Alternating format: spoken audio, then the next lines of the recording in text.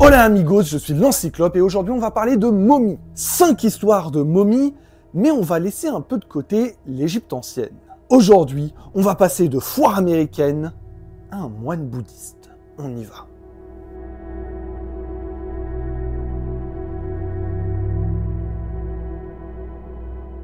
Avant de commencer, on n'oublie pas de s'abonner à la chaîne et de liker la vidéo. On vous remercie. Rennes, 2015. On n'est pas dans l'Égypte antique. Des archéologues font des fouilles dans le couvent des Jacobins et découvrent 5 cercueils de plomb. Quand ils ouvrent le 5e, c'est la surprise, le choc.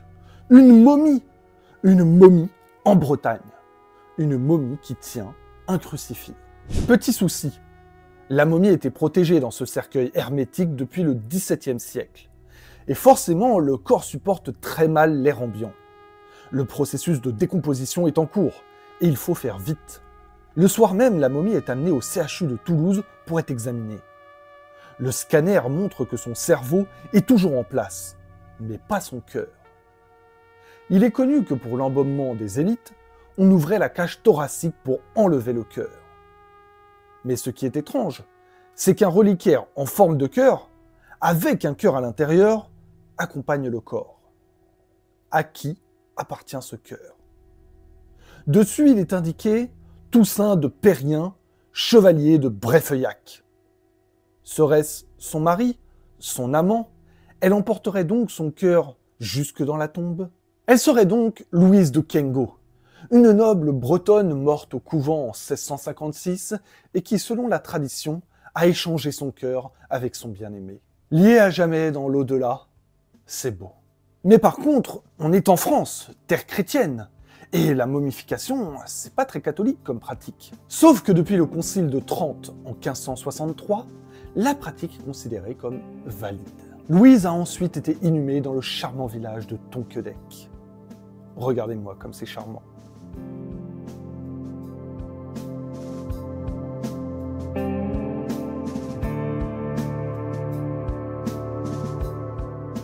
Est-ce que vous connaissez la série américaine L'homme qui valait 3 milliards?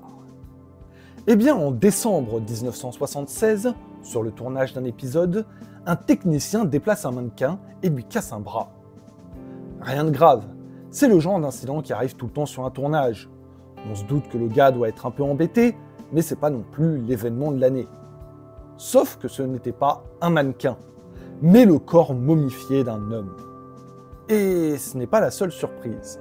Le médecin légiste découvre dans sa bouche un penny de 1924, ainsi qu'un billet pour le musée du crime de Los Angeles. Il faut alors retracer le parcours de notre homme, devenu momie.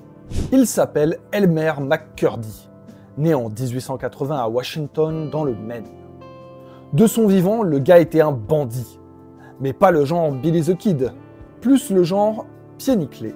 En effet, durant les casses, il avait du mal à doser la nitroglycérine. Soit ça n'explosait pas, soit l'argent explosait avec. Durant un braquage, il va faire exploser un train. Mais ce n'était pas le bon, on est vraiment sur un champion. Les autorités vont se mettre à sa recherche, parce que certes, il est nul, mais il est dangereux quand même. Elmer sera abattu par la police. Le croque-mort va l'embaumer et le stocker dans l'arrière-boutique de son salon funéraire. Personne ne demande le corps, et Joseph Johnson, le croque-mort en question, décide d'en profiter. Il va se servir de la momie comme d'une bête de foire, et va le montrer aux curieux en échange de 5 cents que les gens devaient poser dans la bouche de ce pauvre Elmer. L'idée est bonne, tellement bonne qu'en 1916, 2 propriétaires d'un cirque vont vouloir faire la même chose. Ils se font passer pour la famille d'Elmer, et le tour est joué. Pendant 60 ans, c'est beaucoup, la momie sera la star des foires américaines, des carnavals et des cirques. La momie finira même sa carrière dans un train fantôme à Long Beach. Elle tombe ensuite dans l'oubli avant son cassage de bras. Elmer sera finalement enterré et une chape de plomb recouvre son cercueil pour qu'il puisse enfin reposer en paix.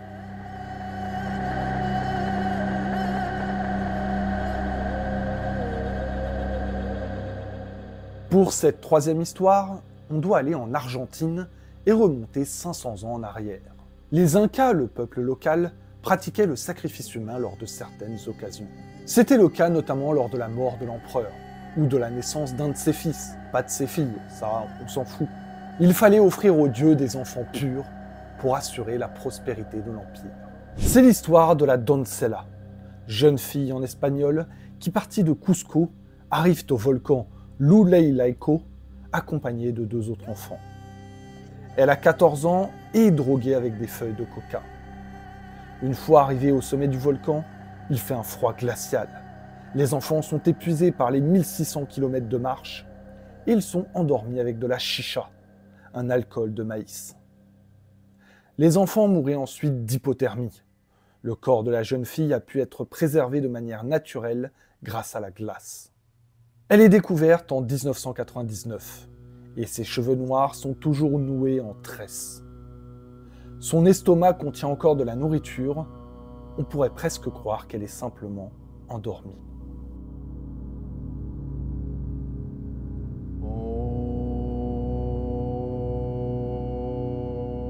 Si vous visitez les catacombes des Capucins à Palerme, vous pourrez voir près de 8000 momies. Et surtout, vous pourrez observer que l'une d'entre elles cligne des yeux. Elle fait semblant de dormir.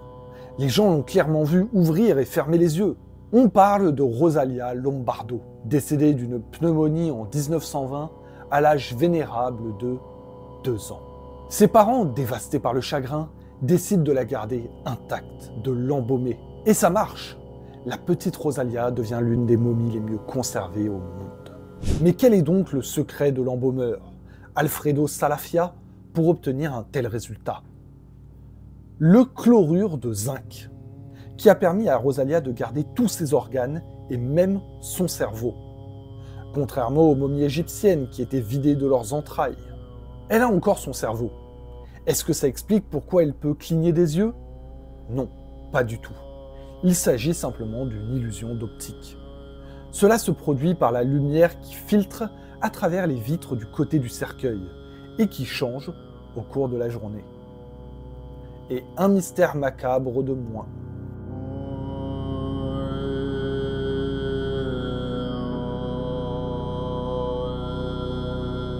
Pour cette dernière histoire, direction la Sibérie. Dashi Dorzo Itigilov est un moine bouddhiste, fervent adorateur du Bouddha.